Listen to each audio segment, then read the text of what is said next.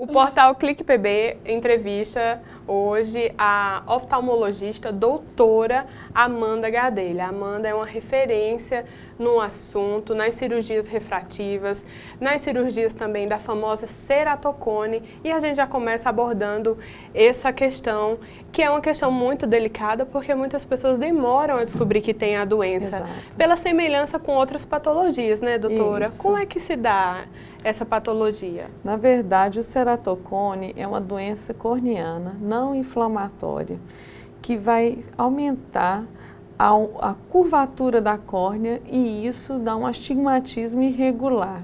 Isso se traduz com borramento visual, né? Só que a princípio um olho, a doença é bilateral, geralmente um olho acontece de forma assimétrica, ou seja, um olho tem muito mais grau, a curvatura é maior do que o outro olho. Então o cérebro compensa esse mecanismo e a pessoa vai achando que está enxergando. E na verdade ela vai começando a perceber que o óculos está fraco, vai tentar colocar a lente de contato e a lente está ruim, ou então a lente fica caindo, e também causada pelo mecanismo de coçar os olhos, né? Além da base genética hereditária que a doença tem esse mecanismo de ação que quando a pessoa coça os olhos, ela quebra a ligação entre as células e isso acaba favorecendo o aumento da curvatura. E isso se traduz em aumento de grau e perda de visão gradativa. Então os pais de plantão e as mães já devem ficar em alerta para as crianças não coçarem os olhos, principalmente crianças que têm alergia, dermatite, asma, rinite ou algumas outras doenças sistêmicas, síndrome de Down, síndrome de Turner, síndrome de Ehlers-Danlos, cardiopatias, síndrome de Marfan, e doenças do colágeno. Então essas pessoas elas têm maior predisposição à atopia, que é a alergia, e junto com isso o mecanismo de coçar os olhos. Não pode coçar os olhos em hipótese nenhuma. Por isso que é tão importante o pai e a mãe reconhecer isso logo e levar ao médico. Outra forma também, porque a ceratocone acomete também, começa a faixa etária mais frequente é a adolescência, porém, tem crianças que a gente já observa esse comportamento de risco. Então é muito importante que os pais levem consulta oftalmológica e a partir do momento que o médico veja que tem esses fatores de riscos, está pedindo os exames complementares, porque hoje a gente tem um arsenal tecnológico a nosso favor. São muitos exames de imagem que pode ajudar a gente a conseguir dar uma qualidade visual para esse paciente sem precisar que ele complique ou vá para um transplante de córnea. Esse assunto do transplante de córnea também gera muita polêmica, já que o Brasil e o nosso estado, a Paraíba, está lá atrás no ranking de fila esperando pelo transplante. A Paraíba, inclusive, em 17ª colocação. Como é que se avalia a demora nessa espera por um transplante de córnea? O transplante de córnea, hoje, ele precisa de uma conscientização na população. O governo, tanto federal, estadual e até municipal, tinha que dar as mãos para poder aumentar e fortalecer a campanha para haver doação de órgãos, não só a doação de córnea, mas os órgãos em geral, de uma forma geral. Explicar para as pessoas, para os familiares, né, o que acontece, né? E o bem que isso vai fazer a outras pessoas. Porque a partir do momento que uma pessoa entra em uma fila de transplante, tem a situação de uma urgência, emergência, e uma situação que o paciente entra na forma eletiva. Aqui na Paraíba, infelizmente, a fila da forma eletiva são 2 anos. Urgência, emergência não, mas aí operar o paciente em uma situação assim é porque é algo mais grave. Então, tem lugares no Brasil que a fila de transplante é 0. Né? Então, por isso que a gente tem que fortalecer e criar campanhas, tendo o apoio do governo para ajudar a captação desses órgãos, não só da córnea, mas dos órgãos de uma forma em geral. Doutora, hoje quais são as cirurgias mais efetivas, mais eficazes para a correção da patologia da ceratocone? Bem, o ceratocone, eu vou puxar um pouquinho antes para o tratamento clínico. Quando ele está no estágio inicial, nós prescrevemos óculos e lente de contato. Lente de contato, em casos iniciais, pode até ser gelatinosa, mas a partir do momento que a patologia vai progredindo, o uso da lente rígida se faz obrigatório porque isso melhora muito a acuidade visual. A lente de contato gelatinosa, a visão pode ficar mais embaçada e a lente de contato rígida dá mais visão de qualidade para o paciente. Bem, se a partir disso o paciente não tem uma boa visão mas tem progressão da doença, nós indicamos o crosslink corneano. O crosslink corneano, o paciente fica deitado e nós utilizamos a riboflavina, que é a vitamina B12. Ela é uma substância fotoindutora, ou seja, na presença de luz vai ocorrer vários processos químicos que, junto com a luz ultravioleta, vai ajudar a endurecer a córnea. Então, o crosslinking, ele é um procedimento que nós fazemos sem fins de melhorar a visão. Ele é apenas para endurecer a córnea. Mas isso nós fazemos para quem tem uma boa visão. A partir do momento que o paciente não tem uma boa visão, a doença vai progredindo. Então, a gente tem que tentar barrar essa doença. Um outro tratamento é o anel de Ferrara. O Dr. Paulo Ferrara é um brasileiro, ele criou esse implante que a gente coloca no meio da córnea, ou seja, é uma cirurgia que não entra dentro dos olhos e ela permite o aplanamento da córnea, porque no ceratocone, a córnea, em vez de ter o aspecto do vidro de relógio, uma esfera, vai fazendo um cone. Então, a partir do momento que a gente coloca os implantes, os segmentos, a córnea vai baixando a curvatura. E depois disso, favorece a reabilitação visual. A curvatura vai baixando, a visão geralmente melhora. A gente não pode falar que é um procedimento refrativo, porque cada pessoa tem um resultado, mas que baixa a curvatura do olho e melhora a visão, os estudos mostram isso. E é um procedimento que é bem mais simples de ser feito em relação ao transplante de córnea. O transplante de córnea a gente já indica para pacientes em um estágio mais avançado. Quando a curvatura aumenta tanto que é impossível fazer um anel de Ferrara, piora muito, quando a piora da visão é muito importante, inclusive quando tem cicatrizes na córnea pelo processo de avanço, que o ceratocone avança aumentando a curvatura. Então, a gente tira a córnea da pessoa e vem uma outra córnea. A córnea é um tecido que tem um privilégio imunológico, que dos tecidos do corpo é a que menos dá rejeição e falência. Mas acontece sim, infelizmente, rejeição e falência tardia, tanto precoce como tardia. A tardia, às vezes, pode acontecer em qualquer momento, essas duas rejeições. Mas o que preocupa mais é a rejeição tardia, porque depois o paciente tem que voltar para a fila de novo e esperar mais um tempo. Então, se for esperar mais um tempo, ele vai ter que esperar mais 2 anos para poder entrar na fila de transplante.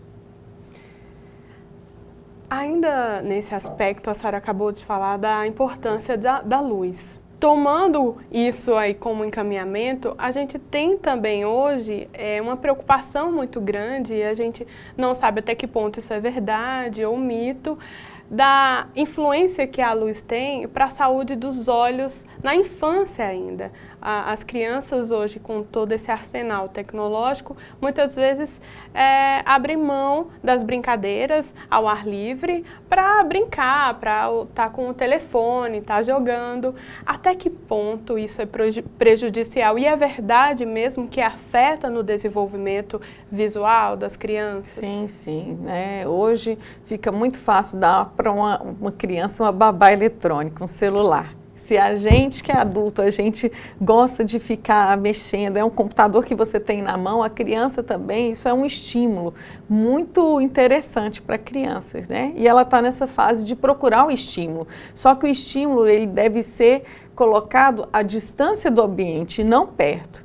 Porque a criança até 7, 8 anos de idade, ela vai estar passando pelo processo de maturação visual.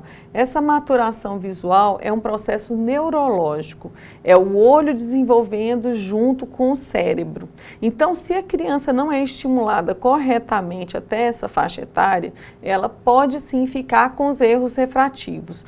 Quando a criança traz o objeto para muito perto, isso acaba miopizando a pessoa, a criança, e isso não é bom. Então, claro, tem crianças que já têm miopia, têm astigmatismo, têm hipermetropia, mas pode dar o celular? Pode, mas tudo com moderação, evitar ao máximo. Né? Dá em uma situação ou outra, mas o bom mesmo é evitar. Por quê? Para os estímulos do ambiente fazer o efeito de estimular a visão da forma correta. A gente também recebeu algumas questões pontuais em relação, por exemplo, ao olho seco. Como é que é esse fator? O que é que faz desenvolver o olho seco? Quais são as dicas para amenizar, né, o aparecimento do olho seco que a senhora dá para quem está nos assistindo? Sim, na verdade, chama-se doença da superfície ocular, mas traduzido como olho seco. Eles fizeram um consenso agora mundial, né, e na verdade são várias causas que levam a pessoa a ter o olho seco, o olho vermelho, irritado, lacrimejando, aquela sensação de olhos, um argueiro que os pacientes tanto falam, né? Então a gente tem que avaliar porque isso afeta muito a qualidade de vida da pessoa.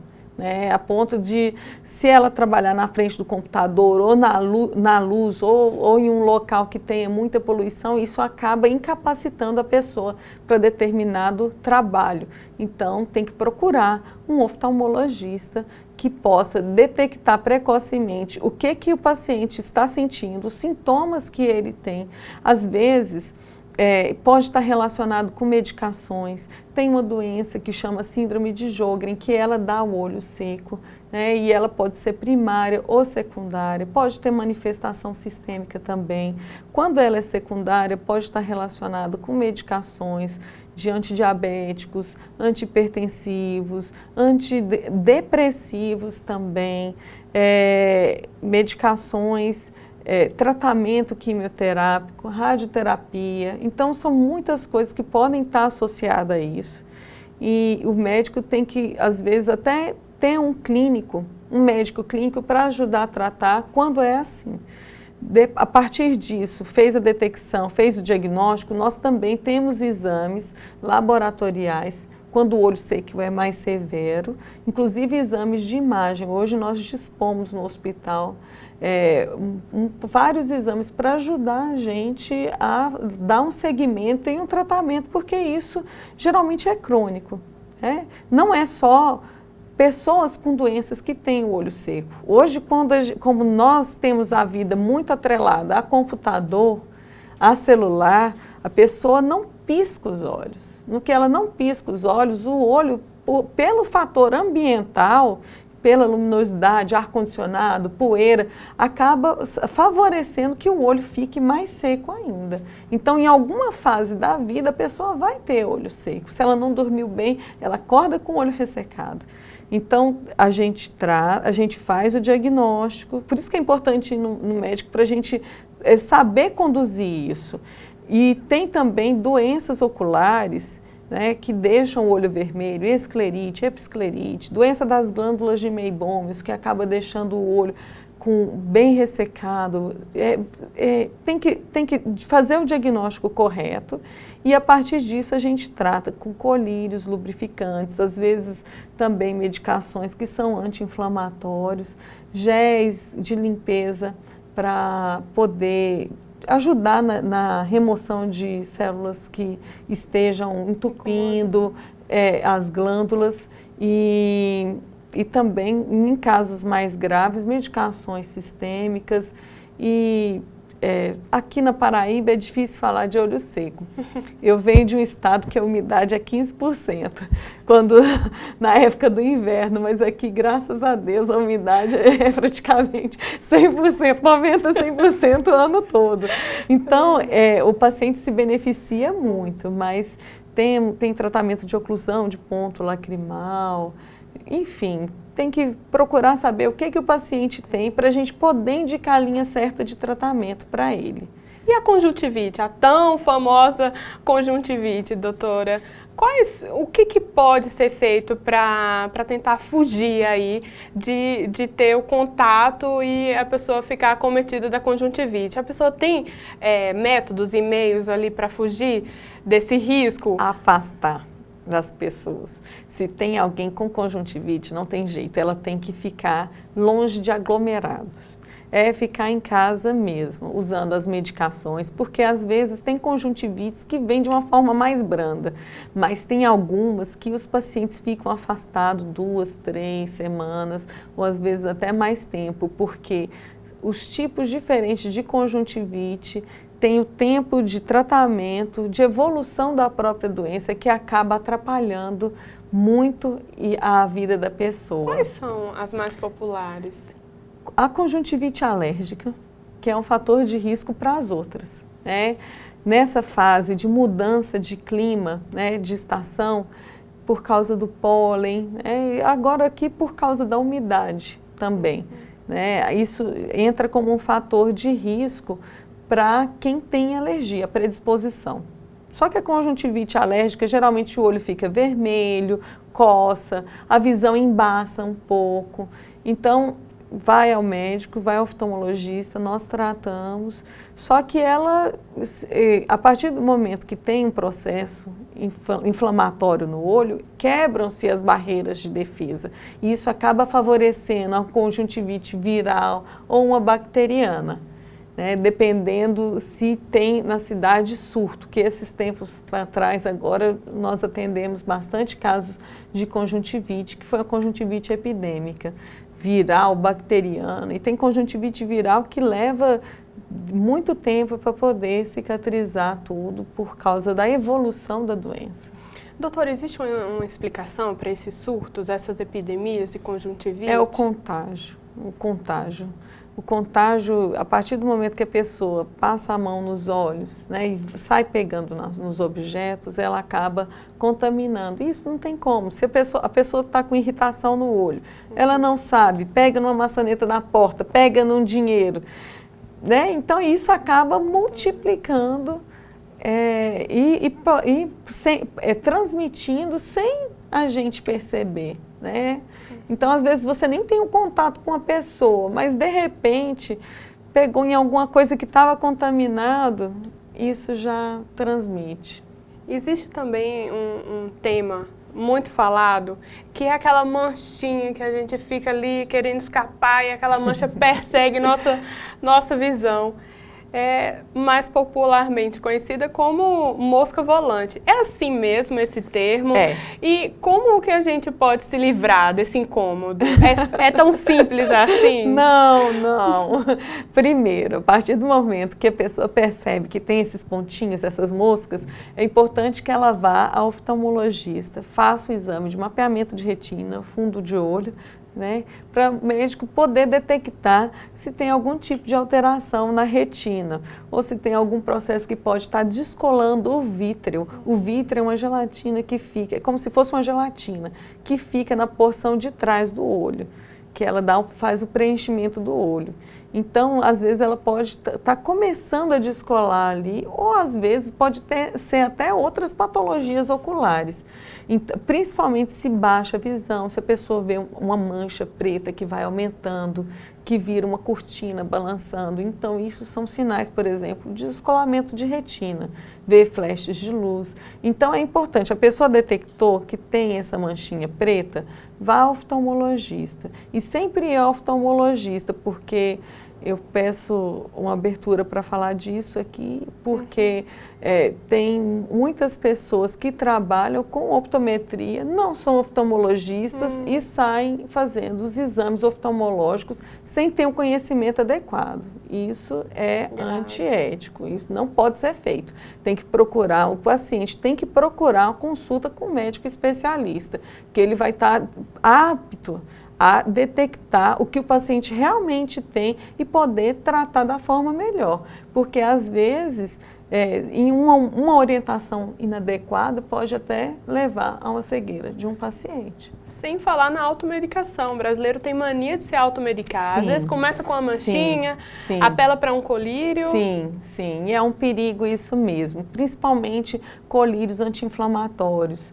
Né, os corticoides, os corticosteroides, porque eles podem melhorar determinados sinais e sintomas de imediato, mas eles podem aumentar a pressão do olho, levando a glaucoma, levando a catarata. Então, são medicações que devem ser usadas, monitoradas com o médico para estar podendo fazer o ajuste correto da medicação de acordo com o problema que o paciente tem.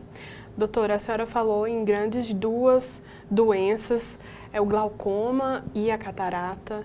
Hoje, como é que está o tratamento em relação a essas duas doenças? E uma delas, às vezes, não apresenta nem sintomas, né? Isso, o glaucoma. Sim, o glaucoma, ele é uma doença silenciosa. Tem a questão genética, que é muito importante, e está aí a importância do paciente sempre fazer a avaliação oftalmológica completa, né, dilatar, ver dentro do olho, examinar o nervo, porque como ela é silenciosa, o médico tem que investigar, ver como está tanto o nervo como a pressão, que eles acham que é só o glaucoma, a pressão alta do olho, e não é assim. Na verdade, o glaucoma é uma neuropatia, porque tem pacientes que têm glaucoma de pressão normal, e sabe-se que quando a pressão do olho fica mais alta, ela machuca mais o nervo e vai aumentando a progressão da doença. Isso se traduz em perda de visão periférica. A pessoa, ela vai perdendo a periferia da visão até chegar a uma visão de túnel, até ficar tudo escuro. Então, como ela enxerga no centro, ela acha que ela enxerga. Na verdade, tem que fazer os exames para detectar o estágio que está a doença e poder fazer o tratamento mais adequado possível, porque ela começa, ela é progressiva, ela não para. Só que, às vezes, os exames que nós passamos levam anos para alterar, para ter algum tipo de alteração, 7, 10 anos. Então, é importante esse segmento. Quando tem fator de risco importante, história familiar, todo ano tem que ir ao oftalmologista, fazer os exames, ficar repetindo e acompanhando de perto, porque isso é uma forma de prevenir. A partir do momento que detectou, tem como tratar, tem tratamento com colírio, com procedimentos a laser, com cirurgias, que pode estar retardando esse processo de progressão. Agora, a catarata é a principal causa de cegueira no mundo, né? Só que é a principal causa de cegueira reversível, porque a partir do momento que faz a cirurgia, se o paciente não tem nenhuma doença intraocular, um glaucoma, uma doença de retina mais grave, o paciente volta a enxergar. Então é muito importante. Catarata não dá só em pessoas com mais de 60 anos de idade. Tem bebê que nasce com catarata, tem crianças que já têm catarata e isso pode acabar afetando e comprometendo a visão delas já precocemente, porque o estímulo, o cérebro precisa até 7, 8 anos de idade para poder enxergar. E também causada por medicamentos, dependendo do tratamento que a pessoa faz, muita exposição solar, né? Então tem que avaliar. O glaucoma, infelizmente, é uma causa de cegueira irreversível. Está aí o alerta, o porquê que é tão importante a pessoa fazer os exames de prevenção. E a catarata, a partir do momento que detectou, A gente pode até acompanhar por um tempo, mas a partir do momento que a visão vai piorando muito e limitando pacientes, principalmente pacientes idosos, né, isso acaba piorando muito a qualidade de vida da pessoa, que ela vai ficar mais dependente, ela não vai conseguir atravessar uma rua, não vai conseguir fazer as atividades que rotineiramente ela faz. Então, quando faz a cirurgia é muito gratificante porque o paciente volta a enxergar. Assim também é no ceratocone. O ceratocone tem o mês de junho até eles fizeram campanha no mundo, não só nacional, Violet June, né? O junho violeta. Por quê? Chamando a atenção para o ceratocone. Porque tem que fazer os exames oftalmológicos. O ideal seria fazer o teste do olhinho, 2 anos, 3 anos, levar a criança para fazer uma consulta oftalmológica, porque a criança não fala. Se ela às vezes está caindo ou se ela não está interessada em alguma coisa no ambiente que ela está ao redor, na verdade ela pode estar com alguma deficiência visual que os pais não souberam identificar. Levar também na idade pré-escolar, 5, 6 anos, observar se a criança está tendo dificuldade para fazer as tarefas, também é importante. E a partir disso, ficar fazendo consulta, principalmente as pessoas, crianças que têm alergia ocular, porque se detecta o ceratocone de uma forma mais precoce, a gente consegue oferecer um melhor tratamento sem deixar que progrida com perda visual. Essa conscientização no cuidado da visão, ela também pode se estender para a questão da alimentação? Sim, com certeza. Alimentos que podem ajudar? Sim, os alimentos, principalmente os alimentos verdes, são ricos em vitamina B. O olho precisa tanto da vitamina B como da vitamina A. Tem até uma doença que é a xeroftalmia, que é a deficiência de vitamina A. O olho fica seco, seco, seco. Isso é mais raro, graças a Deus. Mas quanto mais colorida a alimentação, melhor a absorção dos nutrientes, menor o estresse oxidativo, inclusive para doenças retinianas. Tem hoje em dia uma doença muito difundida que é a degeneração macular relacionada à idade. É uma doença que causa cegueira irreversível. E um dos processos, a doença é multifatorial, e um dos processos que dificulta a absorção desses depósitos é a falta desses nutrientes que ajuda a limpar a camada que fica por trás da retina, que fica cheia de depósitos, que eu posso falar, como se fossem restos celulares, restos que a retina não precisa e ao invés do organismo absorver isso, não consegue absorver. No final das contas, isso leva a alteração na retina, que leva à cegueira, de uma forma irreversível. Então, a alimentação saudável é excelente para tudo.